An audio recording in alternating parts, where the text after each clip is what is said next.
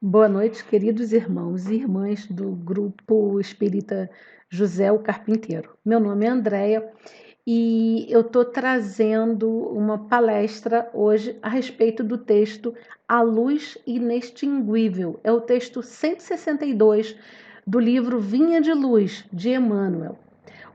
Emmanuel traz nessa série sempre um trechinho bíblico e a partir desse trecho bíblico ele traz uma orientação que pode ser utilizada, meus irmãos, minhas irmãs, imediatamente na nossa própria vida.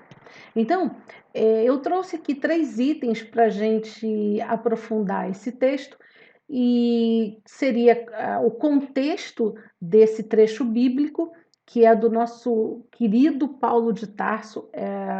Coríntios é uma ode ao amor, esse trecho, ele completo.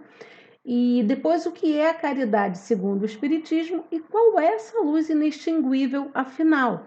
Mas como o nosso tempo é curtinho, eu vou começar pelo final e conforme for dando tempo, eu vou levando o contexto todo da palestra, tá bom? Então vamos seguindo, vamos começar pelo final, como eu disse.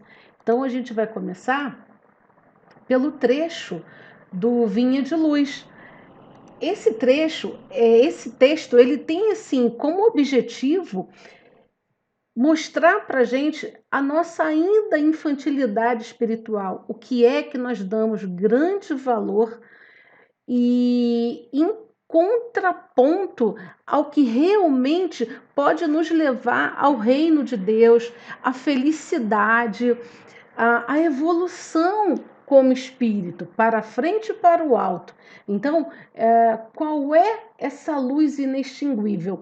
Ele vai deixar bem claro qual é essa luz inextinguível, mas ele traça um comparativo sobre o que nós avaliamos como fundamental para a nossa vida, na nossa infantilidade, na nossa imaturidade ainda, né, pessoal? Porque a gente está evoluindo, a gente está com o nosso esforço, na nossa luta.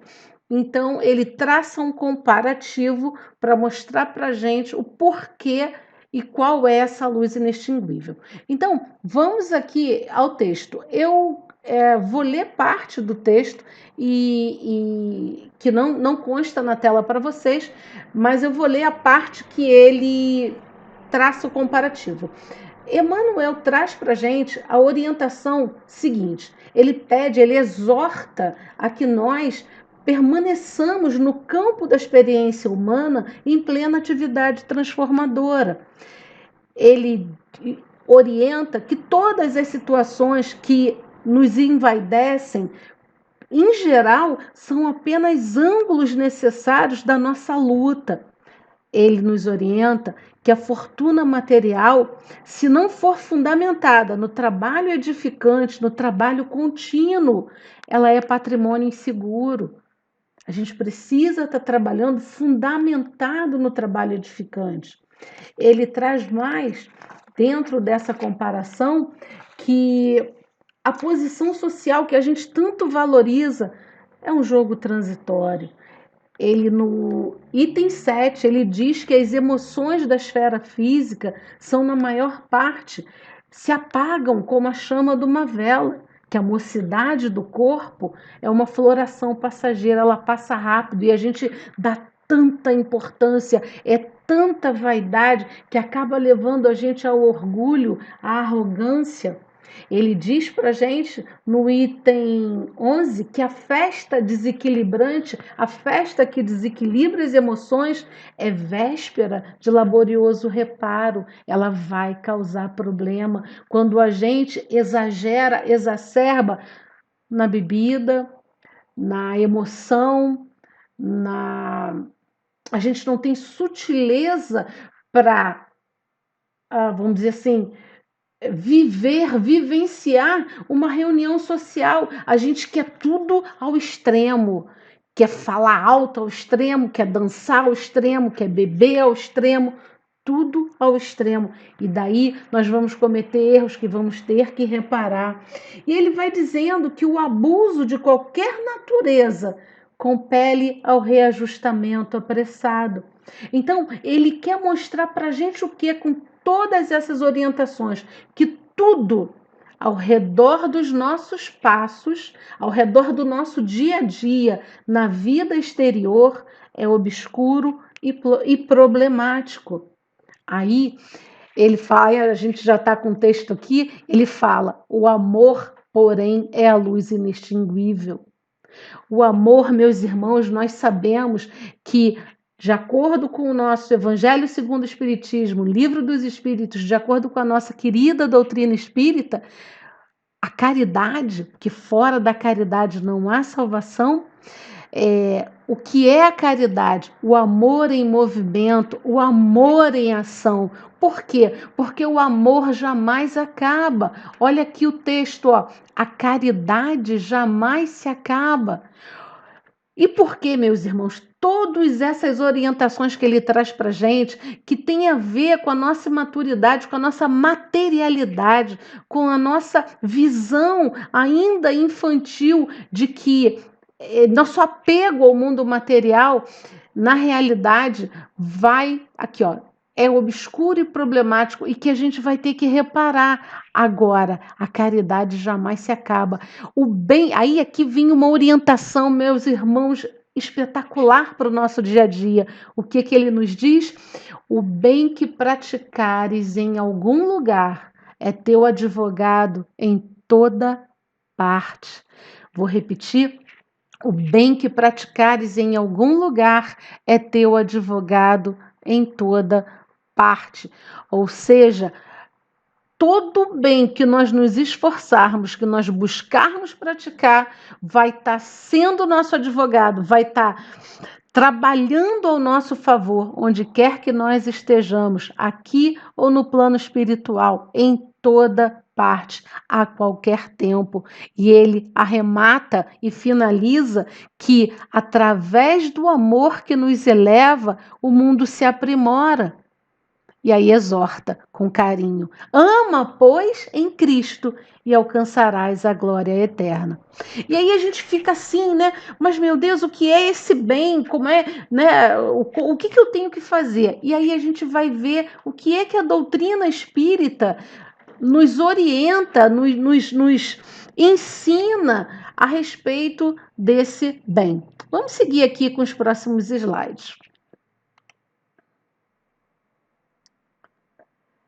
Que parte do texto bíblico é essa? É Coríntios capítulo 13 e o versículo 8 especificamente fala o seguinte: o amor nunca falha, mas havendo profecias serão aniquiladas, havendo línguas cessarão, havendo ciência desaparecerá, porque em parte conhecemos e em parte profetizamos. Paulo traz essa informação para a gente baseado justamente nesse trecho, nesse texto central que Emmanuel nos informa, nos orienta. Ele diz que o amor nunca falha, nunca acaba. Havendo profecias que são contra o amor, elas serão jogadas por terra. Havendo línguas que sejam contra o amor, a caridade, elas cessarão. Havendo ciência que vá de contra o amor e a caridade, ela desaparecerá. Porque, em parte, meus irmãos, nós conhecemos. Em parte, nós imaginamos, nós profetizamos, nós interpretamos. Segue aqui o texto, ainda o texto bíblico, ele fala, no item 11, Paulo diz para a gente: quando eu era menino, falava como menino, sentia como menino, discorria como menino. Mas logo que cheguei a ser homem, acabei com as coisas de menino. Aqui a gente encontra uma confluência, a gente encontra uma integração com o texto orientador de Emmanuel, no sentido que, quando ele explica para a gente que, na realidade, todas aquelas ações, essa preocupação exacerbada com com a imagem, a fortuna, o exagero nas festas, ou aquilo que a gente fala demais, isso é porque nós ainda somos imaturos. E aí é o que Paulo fala aqui. Ele pensava como menino, ele sentia como menino, mas quando ele amadurece, ou seja, quando ele chega a ser homem, e quando se dá esse momento, meus irmãos? Quando ele, na estrada para Damasco, tem o encontro dele com Jesus. Ali a percepção dele muda radicalmente. E ali começa o homem velho, o Paulo velho fica para trás e um novo homem surge, um homem de bem. Então, no item 12 aqui, ele segue, porque agora vemos por espelho, em enigma, mas depois veremos face a face. Agora eu conheço em parte, diz Paulo, mas depois conhecerei como também sou conhecido.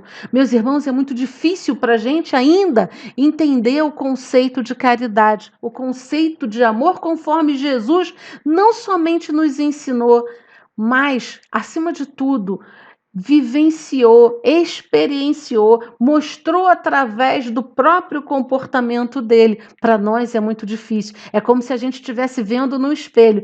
O espelho não inverte a imagem? Pois é, a gente não consegue compreender, a gente parece que está vendo aquilo tudo invertido. Agora, mas depois nós vamos conhecer da mesma forma que Deus nos conhece profundamente, conhece nossas virtudes e nossas dificuldades. Paulo segue, agora, pois, permanecem a fé, a esperança e o amor. Permanecem esses três, mas o maior deles é o amor. O maior deles, meus irmãos, é a caridade.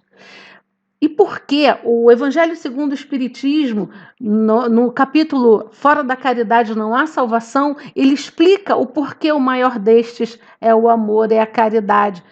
Justamente porque até maior que a fé, porque a caridade, ela independe de você acreditar em Deus, não acreditar, independe de religião, independe de dogmas. É essa a informação que o Evangelho segundo o Espiritismo traz para a gente lá no capítulo Fora da Caridade não há salvação. Enquanto para amar, enquanto para fazer a caridade, que é fazer o bem, é o amor em ação, é o amor em movimento, independe de você acreditar. Um exemplo, aquele sociólogo Betinho, ele era ativista dos direitos humanos, ele procurava ajudar a criança necessitada, ele lutava pelos direitos humanos no Brasil. E aquele homem, ele não acreditava em Deus, não no sentido que as religiões apresentam Deus, a quem temer, não é isso? Então ele não acreditava em Deus dessa forma, mas ele praticava o bem. Seguindo aqui, meus irmãos,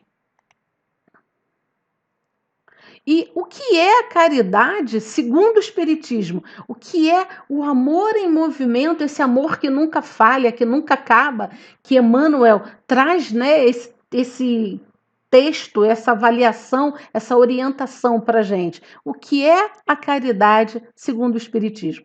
Nós temos dois pontos de vista principais, eu vou dizer assim, ou pelo menos os que eu escolhi para trazer para a gente, no capítulo 15 do Evangelho segundo o Espiritismo, item 5, caridade e humildade, tal a senda única da salvação. Egoísmo e orgulho é a senda da perdição. Esse princípio se acha formulado nos seguintes precisos termos: amarás a Deus de toda a tua alma e ao teu próximo, como a ti mesmo.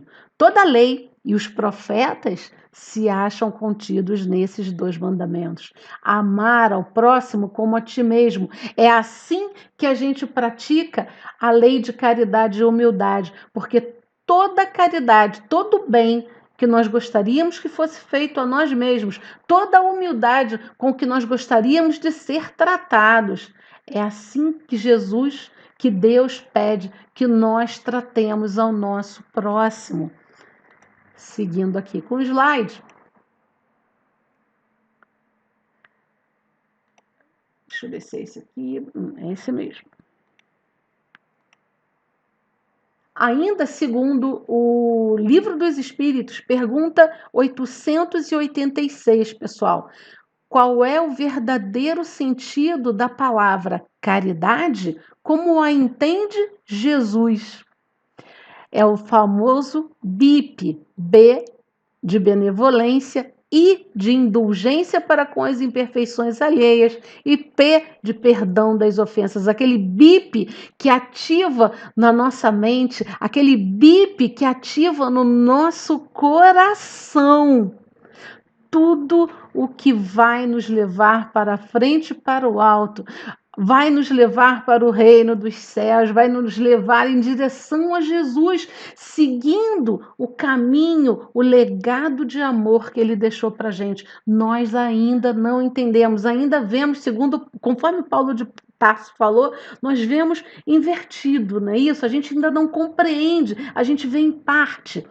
Mas a partir do momento em que nós começarmos a colocar em prática o BIP, esse alerta de amor, esse alerta de luz, esse alerta para a nossa própria evolução, nós passamos a compreender mais, cada vez mais. Respondendo aqui o famoso BIP, benevolência para com todos. O homem de bem, se der tempo a gente vai ver ainda também, Evangelho segundo o Espiritismo, no capítulo 6 de Perfeitos, o homem de bem, ele procura praticar o BIP, ele procura ser bom para com todos. Mas por quê? E é isso que é interessante. O homem de bem é perfeito e tal. Não, ele está na luta, como todos nós estamos na luta. Gente, é matar um leão por dia, não é fácil. Sabe? E por que ele precisa ir aqui, ó, o I, indulgência para com as imperfeições alheias e perdão das ofensas. E lá no capítulo 6 de Perfeitos, no item relativo ao homem de bem, fala que ele é indulgente porque ele precisa de indulgência para com ele. Fala que o homem de bem perdoa as ofensas porque ele mesmo precisa de perdão para as próprias ofensas. Isso significa que ele já está no caminho, o esforço dele tem resultados satisfatórios, ele tem um objetivo e segue para esse objetivo sem dúvidas, sem medo, sem insegurança. Ele segue com a certeza de que ele está trilhando o melhor caminho para encontrar com Jesus. Pessoal, indulgência para com as imperfeições alheias, lembrando do homem de bem, porque nós mesmos precisamos de indulgência com as nossas próprias imperfeições. Sabe, aquela parábola que o rei perdoa, a parábola que Jesus conta, né, que o rei perdoa 100 moedas de um determinado servo, e aí, quando ele sai de lá com o perdão do rei, o rei ia mandar prender ele, aquela coisa toda, né? Encarcerar a família dele também, mas o rei perdoa. Aí ele sai dali do castelo e ele segue e vai cobrar de quem devia a ele e manda prender. E aí o rei muda tudo. Olha só, se esse homem teve a benevolência, a indulgência e o perdão do rei, por que não agir assim com o outro, quando ele mesmo sabia que precisava disso? Que nós possamos levar essa reflexão para o nosso final de semana, pensar nisso com carinho e com amor, para a nossa própria evolução, para sedimentar o nosso próprio caminho. Vamos seguir aqui com o texto. Capítulo 17, item 3. Só esse trechinho, pessoal, para a gente poder encerrar. O verdadeiro homem de bem é aquele que pratica a lei de justiça, de amor e caridade na sua maior pureza. Ele interroga a sua consciência sobre os próprios atos. Pergunta se não violou essa lei, se não cometeu o mal, se ele fez todo o bem que podia. Agora, você deve estar se perguntando assim, poxa, mas o que é que eu posso fazer para praticar essa caridade que Emmanuel traz para a gente nesse texto A Luz Inextinguível? Nossa, deve ser muita coisa, deve ser complexo. Vamos ver aqui o que é? Ainda no homem de bem. Enfim, o homem de bem se pergunta se ele fez aos outros aquilo que ele queria que os outros fizessem por ele.